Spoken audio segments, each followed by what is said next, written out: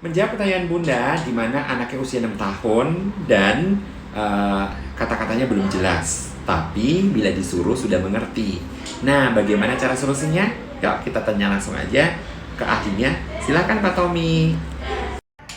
Ya, kita sambung ya Bunda. Kalau usia 6 tahun, dia belum bisa berbicara dengan jelas, tapi kalau disuruh paham. Nah, itu adalah salah satu gangguan bahasa yang biasanya disebut dengan gangguan bahasa ekspresif. Nah, gangguan bahasa ekspresif ini terjadi karena ada beberapa faktor yang menjadi penyebabnya. Yang pertama, bisa bisa jadi karena kurang matangnya dari organ bicaranya atau oral motornya, yang kemudian yang membuat dia kurang jelas untuk mengucapkan apa yang dia pahami.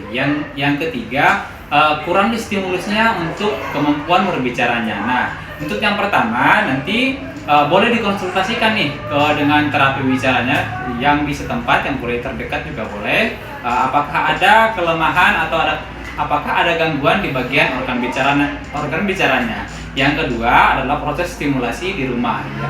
Nah, ini yang harus lebih diperbanyak kembali di rumah. Misalnya mengajak setiap anak ini terlibat dalam sebuah kegiatan apapun yang dilakukan di rumah. Kemudian partnernya atau orang tuanya atau yang mencari lawan bicara dari anak ini harus memverbalisasi kegiatan yang sedang dia lakukan. Contohnya sedang mengambil baju. Nah, yang dikenalkan itu adalah mulai dari kata kerjanya mengambil dan kata bendanya baju dengan intonasi juga yang jelas. Nah, misalnya kalau misalnya dia belum jelas untuk artikulasinya, kita yang harus menjadi pendorong dia untuk mengucapkan kata-kata ambil baju. Nah, diingat, di usia 6 tahun ini kosakata itu harus sudah banyak, lebih kurang dari 7.000 kosakata. Nah, di sini yang harus lebih banyak lagi dikenalkan berbagai kata-kata benda, kata kerja, apapun itu yang menjadi partner lawan bicaranya yang harus memverbalisasinya. Kemudian diingat, karena bahasa ekspresif ini adalah